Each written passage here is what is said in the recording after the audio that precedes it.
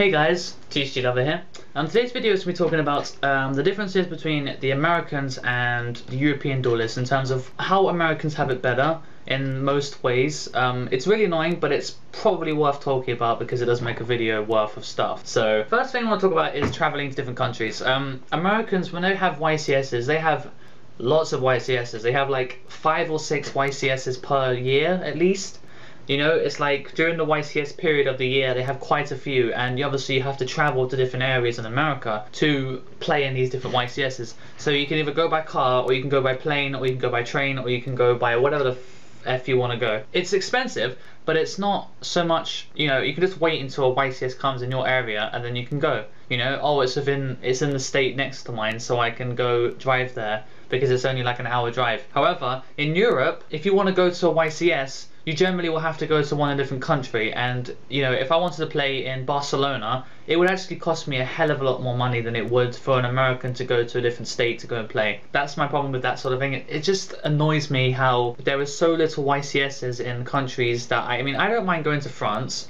Okay, I live in UK, so I don't mind going to France, I don't mind going to Northern England, I don't mind going to Ireland, I don't mind going to Scotland, Wales, I don't mind going to even northern Spain like that, but having to go to places like Germany or having to go to Switzerland or Italy to play, or southern Spain, it's out of the question. It's just too expensive, and nobody is going to spend that much money to go to a YCS. It's just not worth the money. Number 2 and 3 in my points are to do with dual terminals and jump promos.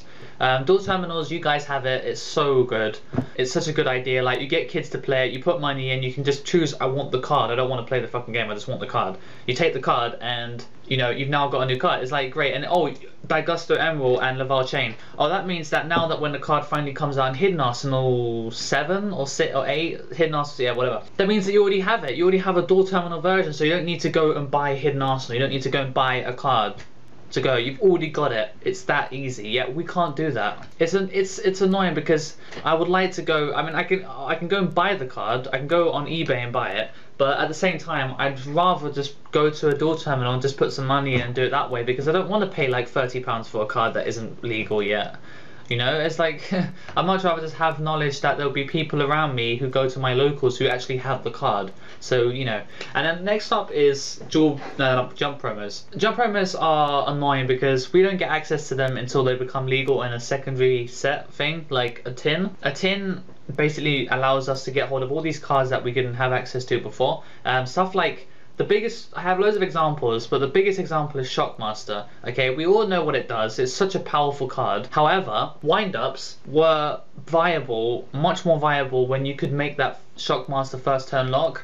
Now you go Magician Shock, activate the Fetner. I mean, you do Magician, you do Shark, go up a level, make another Shark, and then you overlay the 3 level 4s to make Shockmaster. So it was a really good first turn setup, and you have a Shark on your field as well. And if you have Wind Up Factory, then you don't really lose as much advantage. It's annoying because, you know, it took the whole of last format, you know, where in Europe we didn't have access to that card to play. We could not use it, so wind-ups were so much less powerful, and the stuff like Dino Rabbits, which were actually playable, were much more prominent in this continent, basically. So that was an annoying thing. The last thing I want to talk about, which there is many different things to talk about, but one last thing I'll talk about is how expensive it is to play in this country and in Europe as opposed to playing in America. The UK, obviously the currency rate for dollars and pounds is about $1 for about 66p. For a £3.50 pack booster pack is actually equivalent to about $5.50 booster pack in America. However, in America, the actual cost of a booster pack is about $4. It actually means that even though you're paying $4, even though we are paying $3.50 or £3.50, you're actually paying a lot less than we are. And the fact is the last point I want to make is, who are the kind of people who actually buy packs? Most of them are going to be children. Okay, and obviously the other people are going to be vendors, but they're more like the middleman when it comes to Konami vendors and distributors, and then you have the people who actually buy the packs. Okay, so vendors are kind of in the middle, so they don't really count. So when it comes to kids, they are the people who buy packs because they know that they can't buy cards online, they can't get hold of cards like that way, and they need to build up a binder, they need to start off the game. So why would they spend £10 to buy 3 packs when that £10 could be spent towards other things that would be so much cheaper. You can get quite a lot for £10 if you know where to look. 3 packs for £10 is absolutely retarded, okay? A special edition comes out, it's about £9, okay? It's about the same price as it is in dollars, okay? So we actually have to pay the same price for tins, same price for special editions, when we have to pay more for packs.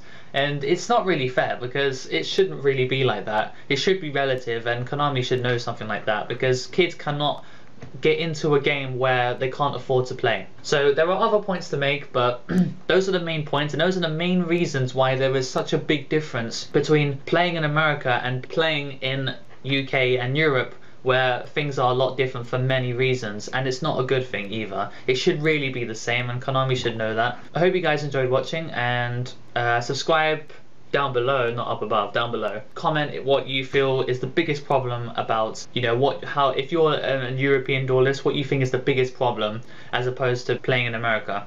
So I hope you guys enjoyed watching, and until next time, the Thetcglover is out.